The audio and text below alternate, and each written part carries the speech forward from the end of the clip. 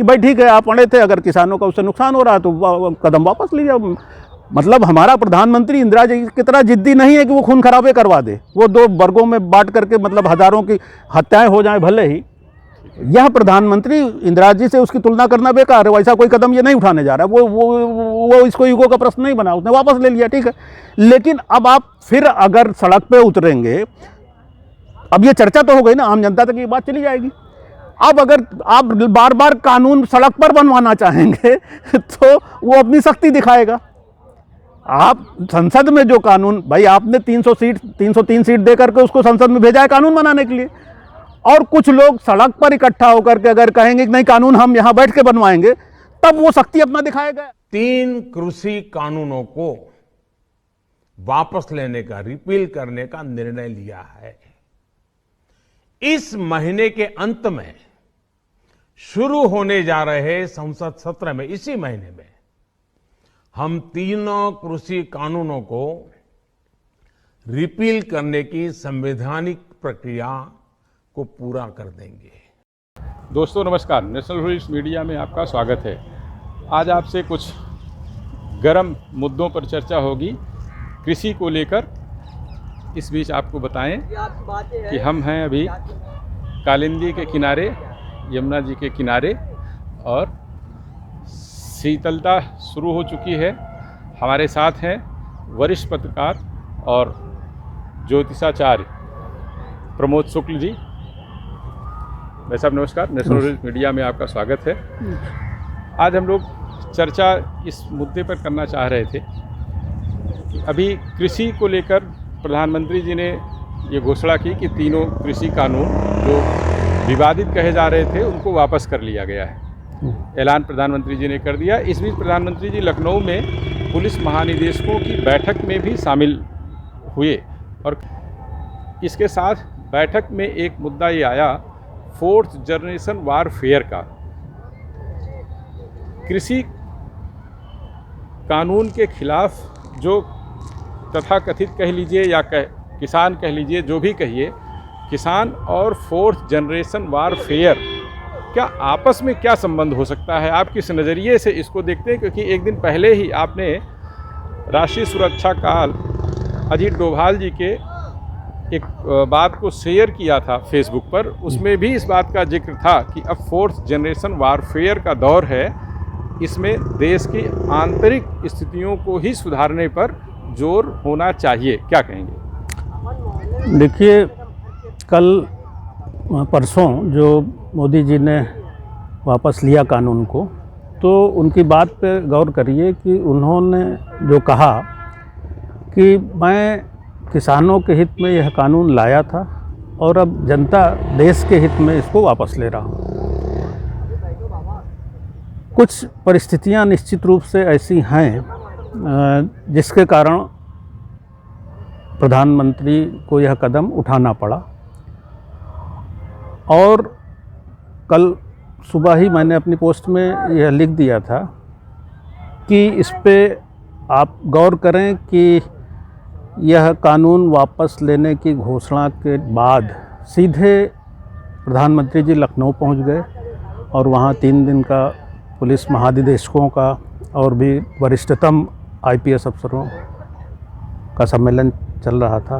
उसमें ऑफिशियली जो उन्होंने कहा, बोले, भाग लिया, वह तो जनता ने जाना ही। बहुत सारे उच्चतम अधिकारियों से उन्होंने निजी तौर पे विचार विमर्श किया और समझा।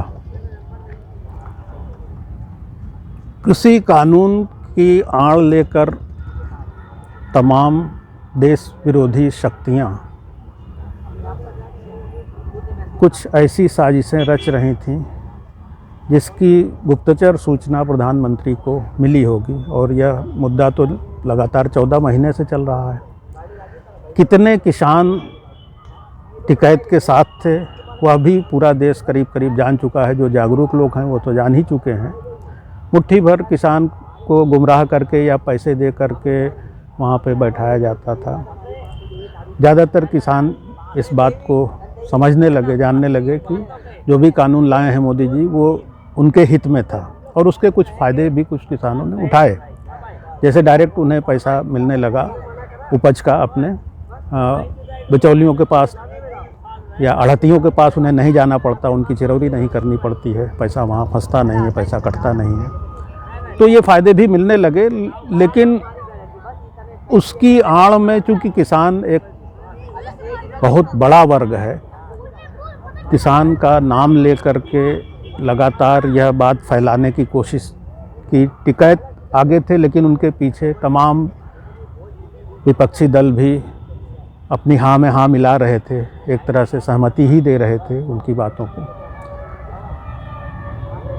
ऐसी स्थिति में मोदी जी को लगा कि व्यापक हित में अगर हम इसको वापस ले लेते हैं तो कम से कम जो राष्ट्र के विरुद्ध साजिश रच रहे हैं, दंगे फैलाना चाहते हैं कुछ लोग, उनको यह मौका नहीं मिलेगा कि यह काम किसान कर रहे हैं, वह ये नहीं कर पाएंगे। इसलिए आपने इशारा किया कि इसमें राकेश टिकैत के पीछे कुछ राजनीतिक पार्टियां थीं जो नरेंद्र मोदी के विरोध में राजनीति कर रही हैं।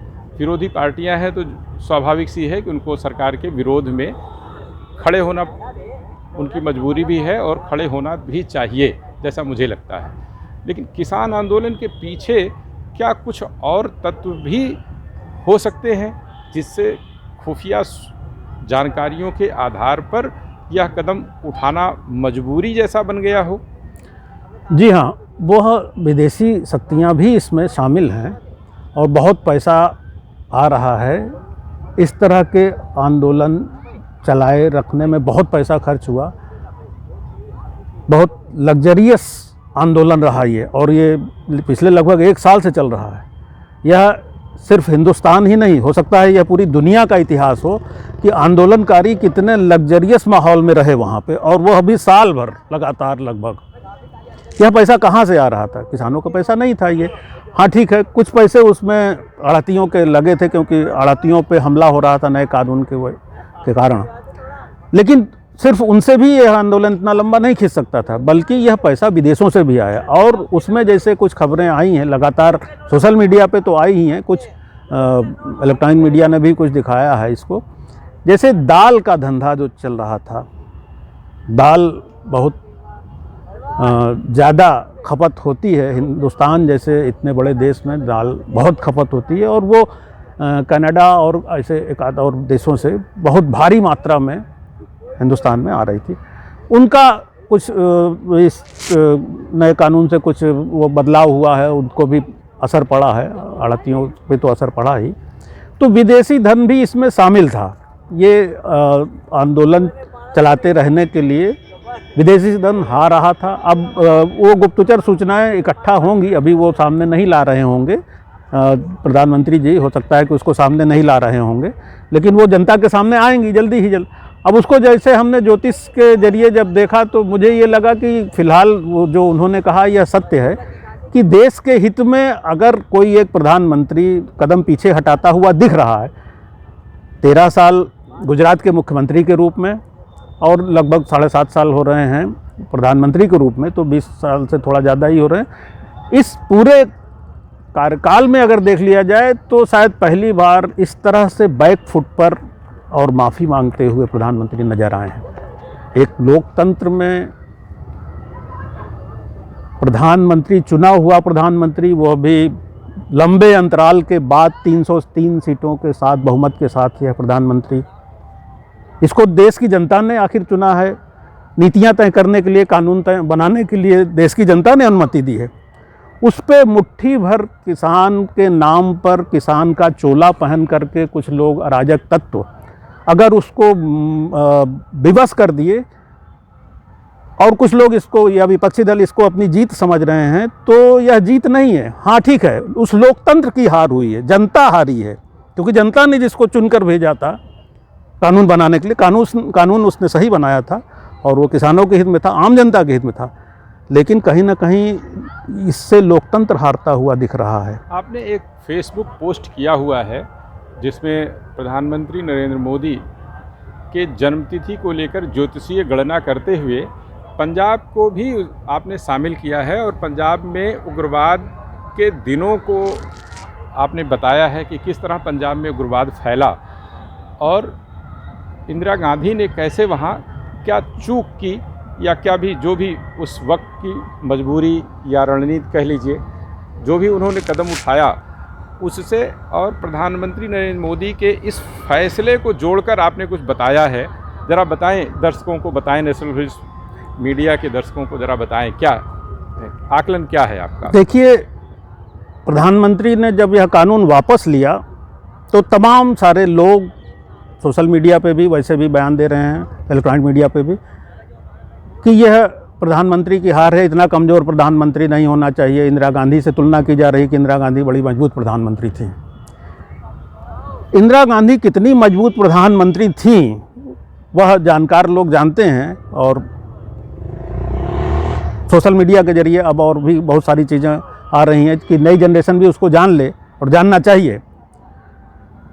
एक प्रधानमंत्री भिंडरावाला जैसे आतंकवादी को पैदा करती हैं इंदिरा गांधी, उसको पंजाब में फलने फूलने देती हैं, पर्दे के पीछे से उसकी मदद करती हैं, और वह बहुत बड़ा आतंकवादी हो जाता है।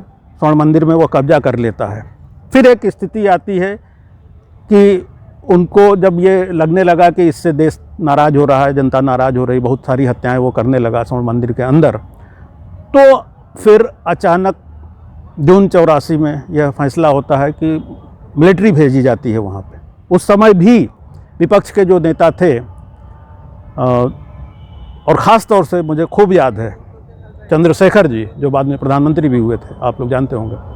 चंद्रशेखर जी विपक्ष के बड़े नेता थे, और उन्होंने बहुत साफ तौर पे कहा था इंदिरा गांधी से कि ठीक है, कार्रवाई करना जरूरी है आतंकवादियों के विरुद्ध, लेकिन ज़रूरी नहीं है कि आप स्वर्ण मंदिर के अंदर सेना को भेजिए।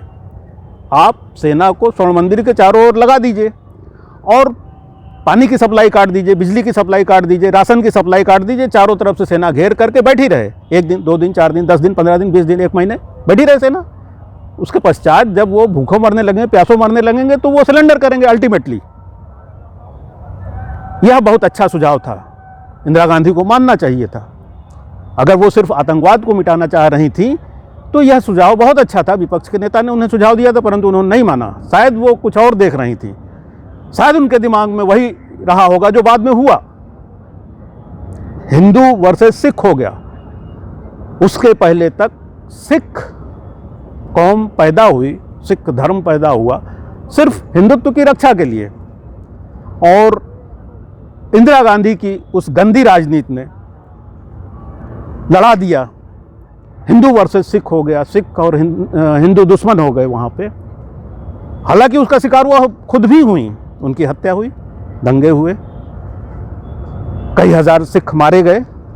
उसमें भी उनके बेटे ने, जो गद्दी पे उस समय बैठे थे, उन्होंने कहा बड़ा पेड़ गिरता है तो धरती हिलती है।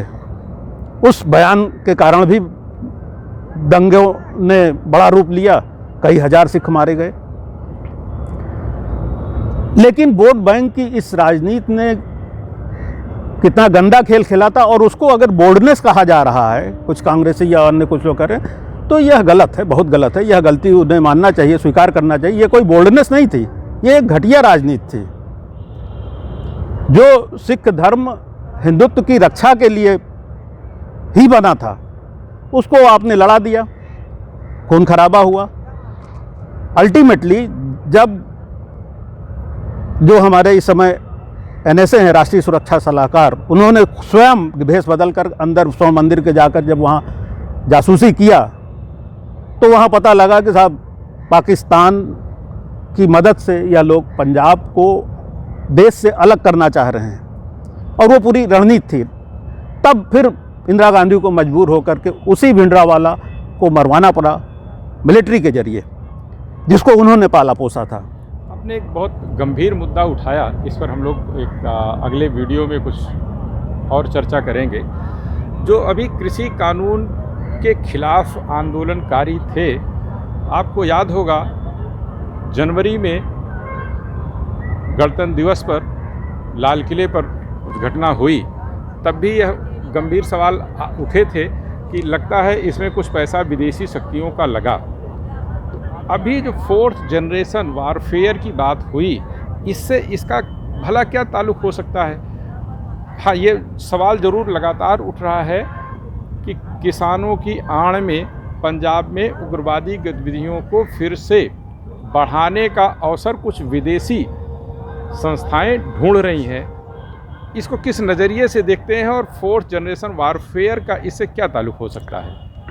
देखिए, कुछ समय पहले हमारे राष्ट्रीय सुरक्षा सलाहकार डोभाल जी ने गुजरात में पटेल जी की जो सबसे बड़ी मूर्ति लगी है वहाँ पे, उसी के नीचे खड़े होकर एक वीडियो बनाया था और ये बात कही थी कि अब देश आमने सामने से लड़ाइयाँ नहीं लड़ते हैं, बल्कि वह कुछ ऐसा करते हैं कि आपस में ही झगड़े पैदा हो जाएं बड़े स्तर पे और देश बढ़ जाते हैं। उस लड़ाई का युग आ गया है, उन्होंने सावधान किया था। वह चीज़ें आगे बढ़ रही हैं, उनको ज़्यादा मालूम, वह चीज़ें खुलासा बाद में होगा। लेकिन चूँकि वो राष्ट्रीय सुरक्षा सलाहकार हैं, उन्होंने अपनी जिम्मेदारी समझी होगी, उन्होंने देश को यह पहले से सूचना दी, बताया कि हम सावधान हों। और भी कुछ मीडिया के लोगों ने भी पहले ही यह बता दिया था। 26 जनवरी को आप लोग जानते होंगे, एक बड़ा नाम है सुधीर चौधरी। सुधीर चौधरी ने अपने प्रोग्राम में यह बाकायदा बताया था कि अगर यह सभी 26 जनवरी को ही शायद उनका प्रोग्राम था, जब उन्होंने बताया था कि यह कानून अगर वापस ले लिया जाएगा तब भी ये कहिए कि आंदोलन ख़त्म हो जाएगा, तो वो ख़त्म होने वाला नहीं है। वो कोई भविष्यवक्ता नहीं है लेकिन एक पत्रकार के नाते दूरदृष्टा ज़रूर साबित हुए हैं। उन्होंने 26 जनवरी की जो बात बता दी थी वही हो रहा है।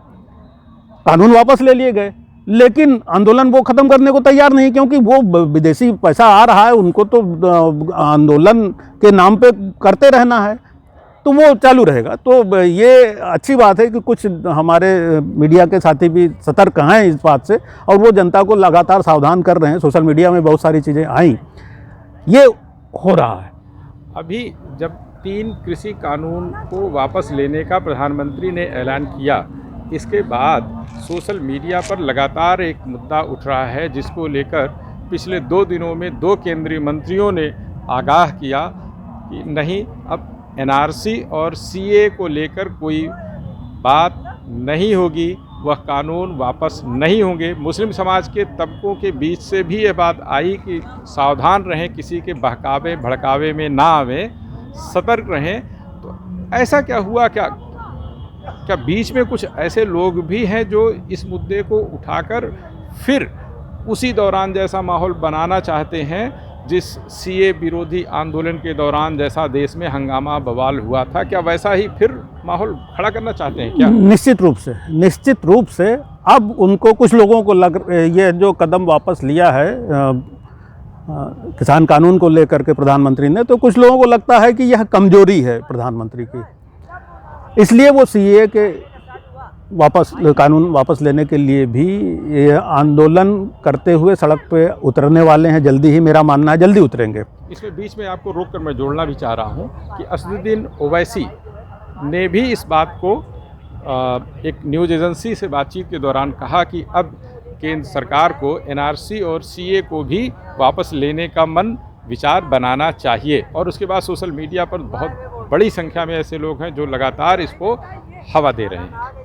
निश्चित रूप से मेरा मानना है कि वो सड़कों पे उतरेंगे बहुत जल्दी, क्योंकि उनको लग रहा है कि किसानों की यह सफलता है। वो धरने पे इतने लंबे समय तक बैठे रहे और इससे उनको सफलता मिली, इससे दबाव पड़ा। असलियत ये नहीं है, पहली चीज़। दूसरी चीज़, वो सड़क पर उतरेंगे यह भी करीब करीब तय है, लेकिन एक पत्रकार के रूप में मेरी भी दूरदृष्टि यह कहती है, और थोड़ा सा ज्योतिषीय नज़रिए से भी मैं जब देखता हूँ तो मेरा मानना है कि सरकार कहीं भी उन मुद्दों पे नरम होने कतई नहीं जा रही, ना वो नरम होगी, बल्कि और कहीं ना कहीं सख्त कानून बनाने के लिए मन बना चुके हैं। अगर हम इसको ज्योतिषीय नज़रिए से देखें, थोड़ा सा अगर आप कहें तो मैं ज्योतिषीय नज़रिए से इसको परिभाषित करूं। इस समय देखिए, मोदी जी की कुंडली में तुला लग्न की कुंडली है उनकी, वृश्चिक राशि की, और इस समय चंद्रमा की महादशा चल रही है जिसमें शुक्र की अंतर्दशा है, जिसको परिभाषित करते हुए कल मैंने एक पोस्ट डाली है, वो आप लोग देख सकते हैं। तो कहीं से भी वो कमज़ोर नहीं हुए हैं, मेरा मानना है। ज्योतिष का विश्लेषण भी यही कहता है, वो कमज़ोर नहीं हो, बल्कि यह उनकी एक दूरगामी रणनीति है और वो जनता को जागरूक कर रहे हैं। जनता में तो ये मैसेज व्यापक चर्चा में चला गया ना कि भाई ठीक है, आप पढ़े थे, अगर किसानों का उससे नुकसान हो रहा है तो कदम वापस लीजिए। मतलब हमारा प्रधानमंत्री इंदिरा जी की तरह जिद्दी नहीं है कि वो खून खराबे करवा दे, वो दो वर्गों में बांट करके मतलब हजारों की हत्याएं हो जाएं भले ही। यह प्रधानमंत्री इंदिरा जी से उसकी तुलना करना बेकार है। वैसा कोई कदम ये नहीं उठाने जा रहा है। वो इसको ईगो का प्रश्न नहीं बना, उसने वापस ले लिया, ठीक है। लेकिन अब आप फिर अगर सड़क पे उतरेंगे, अब ये चर्चा तो हो गई ना, आम जनता तक ये बात चली जाएगी। अब अगर आप बार बार कानून सड़क पर बनवाना चाहेंगे तो वो अपनी सख्ती दिखाएगा। आप संसद में जो कानून, भाई आपने 303 सीट दे करके उसको संसद में भेजा है कानून बनाने के लिए, और कुछ लोग सड़क पर इकट्ठा होकर के अगर कहेंगे कि नहीं कानून हम यहाँ बैठ के बनवाएंगे, तब वो सख्ती अपना दिखाएगा। ये लोग हो सकता है उसको उसके लिए मजबूर करेंगे। नंबर एक बात, इसी को जब हम ज्योतिष नज़रिए से देखते हैं तो मैं आपको बता दूं, अभी उनकी चंद्रमा में शुक्र की महादशा चल रही है। जब चंद्रमा की महादशा में शुक्र की अंतर्दशा जब तक चल रही है, तभी तक थोड़ा बहुत मुलायमियत है। अगर आप वह इंदिरा गांधी वाला रूप देखना चाहते हैं तो ठीक है, अगर आप उसके लिए मजबूर करेंगे तो ऐसा नहीं है कि वो कमज़ोर नहीं है किसी से। मोदी किसी से कमज़ोर नहीं है, उसकी सूर्य की अंतर्दशा आ जाएगी, अप्रैल के बाद देखिएगा उसका रुख क्या होता है। आप कर लीजिए, ठीक है, बैठ जाइए आप। अप्रैल 2022 को अप्रैल 2022 में सूर्य की अंतर्दशा आ जाएगी, और सूर्य राजा होता है जब वाकई वो राजा वाले अपने रुबाब में आ जाएगा। तो अगर जो आप चाहते हैं, फिर जो ये आंदोलनकारी धरना देने वाले जो चाहते हैं, फिर वही होगा। अगर उनको मजबूर किया जाएगा तो वो ग्रह नक्षत्र भी उसी तरह से आने जा रहे हैं, अप्रैल से आ जाएंगे, मैं पहले से बता दे रहा हूं आपको। तो वह अगर लोग मजबूर करेंगे उसी तरह से, अगर वो इंदिरा गांधी का रूप देखना चाहते हैं तो ठीक है, वह समय भी बहुत जल्दी आ रहा है। दोस्तों, बड़े भाई प्रमोद जी ज्योतिष के अच्छे जानकार हैं, और आपने 2014 से लेकर अब तक नरेंद्र मोदी के बारे में कई आकलन किए, और अधिकतर देर सवेर सच उतरे हैं। ऐसे में प्रमोद जी का यह कहना कि अप्रैल 2022 से ग्रह दशा बदल रही है, और लोगों को सतर्कता से इस बात को गौर करना चाहिए, देखना चाहिए कि आने वाले दिनों में क्या होता है। पंजाब चुनाव को लेकर के भी कुछ आपने आकलन किया है, हो सकता वहाँ इस ठीक है, कृषि कानून को लेकर राजनीतिक नज़रिए से अगर इसका विश्लेषण किया जाए तो देखिए, सुधार तभी ला सकते हैं कोई भी जब सत्ता में हो। पावर के बिना कोई सुधार कोई कैसे ला सकता है? सत्ता जरूरी है, और पंजाब हमारा बॉर्डर स्टेट है। बॉर्डर स्टेट पे अतिरिक्त सावधानी, अतिरिक्त सतर्कता हमें बरतनी होगी। अभी पिछले दिनों एक संशोधन हुआ, पहले बीएसएफ को 20 किलोमीटर अंदर तक पावर था अपनी दखलंदाजी करने का, 50 कर दिया, अब उसको बढ़ाकर 50 किलोमीटर कर दिया गया। यह एक बहुत बड़ा कदम है। दूसरी बात यह है कि पंजाब चूंकि बॉर्डर स्टेट है, और वहाँ पर खालिस्तान के मुद्दे को लेकर के फिर से कुछ इस तरह से चीज़ें लगातार तेज हो रही हैं, या तो जानते ही हैं आप लोग। वहाँ पे क्रिश्चियन मिशनरीज भी काफ़ी दखलंदाजी कर रही हैं, उनका भी दखल काफ़ी ज़्यादा बढ़ रहा है, और विदेशी पैसे के माध्यम से ये सारी चीज़ें हो रही हैं। चुनाव नज़दीक है तो वो लोग और ज़्यादा वहाँ पे पैसे के जरिए अराजकता फैलाने की कोशिश में लगे हैं। विदेशी एक आध मैंने नाम लिया, जैसे कनाडा की दखल बहुत ज़्यादा है पंजाब में। कनाडा के अवैध पैसों की दखल बहुत ज़्यादा है, वहाँ पे ये चीज़ें हो रही हैं। आपने देखा होगा कि जब वो कांग्रेस में थे कैप्टन अमरिंदर जी, तब भी उन्होंने जाकर के वो सावधान किए, होम मिनिस्टर से मिले, एनएसए से मिले, पीएम से मिले, कांग्रेस में रहते हुए, मुख्यमंत्री रहते हुए, क्योंकि वह सेना में रहे हैं। इसलिए वो सेना वाला उनका जो विवेक है, उनका जो तौर तरीका है, वह उससे भली भांति सतर्क हैं कि क्या हो रहा है पंजाब में। हाँ, यह अक्सर देखने को मिला है कि कांग्रेस में रहते हुए भी कांग्रेस की लाइन से अलग हटकर उन्होंने कई फैसले किए, जिससे पंजाब में दोबारा उग्रवाद न पनपे। जी, ये बहुत अच्छी बात है।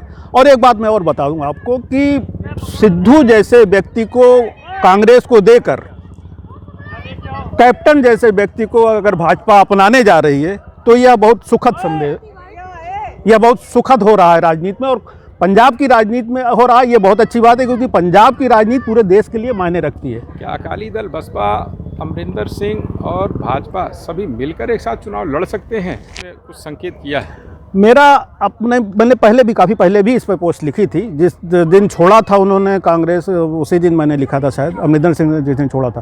तो मेरा मानना है कि देखिए, नंबर एक तो ये कि अकाली दल ने इसी मुद्दे पर एनडीए छोड़ा था, ये कृषि कानून को लेकर के। अब वो कृषि कानून नहीं रहा, हो सकता है अकाली दल फिर से वापस आ जाए एनडीए में, हाथ मिला करके चुनाव लड़े। पहली बात, अमरिंदर सिंह की भी शर्त यही थी। हाँ, अमरिंदर सिंह ने भी यही शर्त रखा था, तो वो भी साथ में लड़ सकते हैं। अब आपने देखा होगा कि जैसे कुछ मुद्दों पे नीतीश जी अलग हो गए थे एनडीए से, फिर नीतीश जी वापस आ गए। भाई ठीक है, थोड़ी अगर कुछ ऐसी चीज़ है, लेकिन एक चीज़ तो तय है कि कांग्रेस वहाँ जो कर रही है, कांग्रेस तो वहाँ ख़त्म हो गई है लगभग। अब वहाँ कांग्रेस से मुकाबला नहीं है, किसी का भी मुकाबला कांग्रेस से नहीं है, जो भी, ये पक्का जान लीजिए, क्योंकि माइनस अमरिंदर सिंह कांग्रेस वहाँ बची नहीं कुछ। वहाँ पे आम आदमी पार्टी मुख्य फाइट में है। इस हकीकत को स्वीकार करना होगा, क्योंकि मैं एक पत्रकार हूँ, पत्रकारिता में रहते हुए मेरा जो अपना अनुभव है, इस चीज़ को मैं महसूस करता हूँ। आम आदमी पार्टी वहाँ मजबूत है। पिछले चुनाव में भी आम आदमी पार्टी वहाँ सत्ता में आ सकती थी, आने के करीब थी, परंतु जब मोदी जी, भाजपा हाईकमान को ये लगा कि ऐसा हो सकता है, तो दिल्ली में उनका रुख, उनका तौर तरीका देखते हुए, ऐसा कहा जाता है, ऐसा बताया जाता है, मैं पंजाब जा कर के मैंने सर्वे नहीं किया, लेकिन मेरे विश्वस्त सूत्रों ने ये बताया कि भीतरी ये संकेत कर दिए गए भाजपा के तमाम वोटर्स ने कांग्रेस को वोट दिया था पंजाब में। ठीक उसी तरह जैसे पश्चिम बंगाल में कांग्रेस ने अपने वोटर्स को टीएमसी को समर्थन कर दिया। बिल्कुल करेक्ट, क्योंकि उस बॉर्डर स्टेट में ये अराजक पार्टी ना आ जाए। कांग्रेस ठीक है, बहुत सारी कमियां हैं कांग्रेस में, लेकिन वह अराजकता नहीं है जो आम आदमी पार्टी में है। तो इसलिए अमरिंदर, और ख़ासतौर से अमरिंदर सिंह वहाँ मुख्यमंत्री होते, यह श्योर था, इसलिए अमरिंदर सिंह पर भरोसा था और उनको मुख्यमंत्री बने रहने दिया गया। भाजपा को लगा कि आम आदमी पार्टी आ जाएगी तो वो बॉर्डर स्टेट में अच्छा नहीं होगा, देश के लिए अच्छा नहीं होगा। तो ये इस बार भी मुख्य फाइट में वहाँ आम आदमी पार्टी है, और इसलिए मेरा मानना है कि संभवतः ये तीनों या तो एक में भी लड़ सकते हैं। बसपा तो नहीं, जो आपने कहा, बसपा तो नहीं, लेकिन अकाली दल वापस आ सकता है, और अमरिंदर, ये तीनों, भाजपा, अमरिंदर और अकाली दल मिल करके वहाँ चुनाव लड़ सकते। ये भी हो सकता है, और यह भी हो सकता है कि भाजपा अलग लड़े, जो कि मैंने पहले भी लिखा था। अमरिंदर की पार्टी और अकाली दल ये चुनाव लड़ें, और चुनाव के बाद भाजपा के साथ ये सरकार बना लें, ये संभव है, मेरा अपना ये मानना। आपको नेशनल ह्यूरिस्ट मीडिया की तरफ से बहुत बहुत धन्यवाद। आपने तमाम सवालों का बहुत खुलकर जवाब दिया। कई बातों, गंभीर बातों को आपने संकेतों में भी और खुलकर भी बताया कि कैसे क्या बदलाव हो रहा है, आने वाले दिनों में क्या दिख सकता है। हमारे पीछे जो सीन दिख रही है, ये प्रयागराज में यमुना पुल की है, और पीछे जो दो मीनार जैसी दिख रही है, यमुना पुल के दो पिलर्स हैं। प्रमोद भाई ने जो बात कही, उसमें भी कुछ इन पिलर्स जैसी ही ऊंचाई है जो आपको दिखेगी, लेकिन थोड़ा इंतज़ार करना पड़ेगा अप्रैल तक। आपको ये वीडियो पसंद आए तो आप चैनल को सब्सक्राइब करिए, शेयर करिए, अपने कमेंट करिए। अगले वीडियो के लिए, तब तक के लिए नमस्कार, धन्यवाद।